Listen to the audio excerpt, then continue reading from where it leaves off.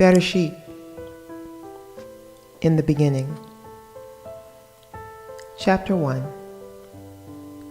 In the beginning, God created the heavens and the earth. The earth was unformed and void. Darkness was on the face of the deep, and the Spirit of God hovered over the surface of the water. Then God said, "Let there be light," and there was light. God saw that the light was good, and God divided the light from the darkness. God called the light day, and the darkness he called night. So there was evening and there was morning, one day. God said, "Let there be a dome in the middle of the water. Let it divide the water from the water." God made the dome and divided the water under the dome from the water above the dome. That is how it was, and God called the dome sky. So there was evening and there was morning, a second day.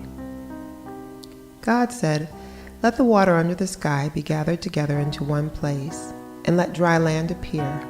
And that is how it was. God called the dry land earth.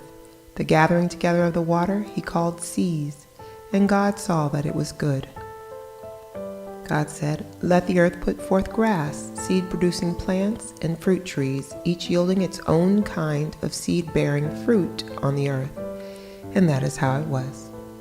The earth brought forth grass, plants each yielding its own kind of seed, and trees each producing its own kind of seed-bearing fruit. And God saw that it was good.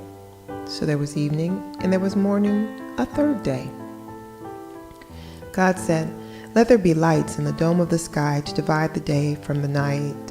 Let them be for signs, seasons, days, and years, and let them be for lights in the dome of the sky to give light to the earth."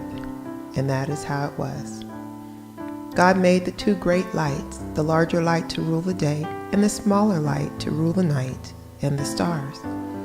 God put them in the dome of the sky to give light to the earth, to rule over the day and over the night, and to divide the light from the darkness. And God saw that it was good. So there was evening and there was morning, a fourth day. God said, "Let the water swarm with swarms of living creatures, and let birds fly above the earth in the open dome of the sky." God created the great sea creatures and every living thing that creeps, so that the water swarmed with all kinds of them. And there was every kind of winged bird, and God saw that it was good.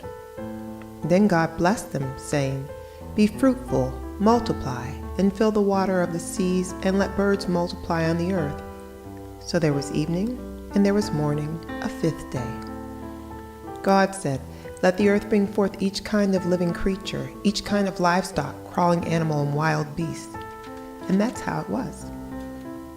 God made each kind of wild beast, each kind of livestock, and every kind of animal that crawls along the ground. And God saw that it was good. Then God said, "Let us make humankind in our image, in the likeness of ourselves, and let them rule over the fish in the sea, the birds in the air, the animals, and over all the earth, and over every crawling creature that crawls on the earth." So God created humankind in his own image. In the image of God he created him, male and female he created them. God blessed them. God said to them, "Be fruitful, multiply, fill the earth and subdue it. Rule over the fish in the sea, the birds in the air, and every living creature that crawls on the earth." Then God said, "Here, throughout the whole earth I am giving you as food every seed-bearing plant, and every tree with seed-bearing fruit, and to every wild animal, bird in the air, and creature crawling on the earth, in which there is a living soul, I am giving as food every kind of green plant." And that is how it was. God saw everything that he had made, and indeed it was very good. So there was evening and there was morning, a sixth day. Thus the heavens and the earth were finished, along with everything in them. On the seventh day God was finished with his work which he had made. So he rested on the seventh day from all his work which he had made. God blessed the seventh day and separated it as holy, because on that day God rested from all his work which he had created, so that it itself could produce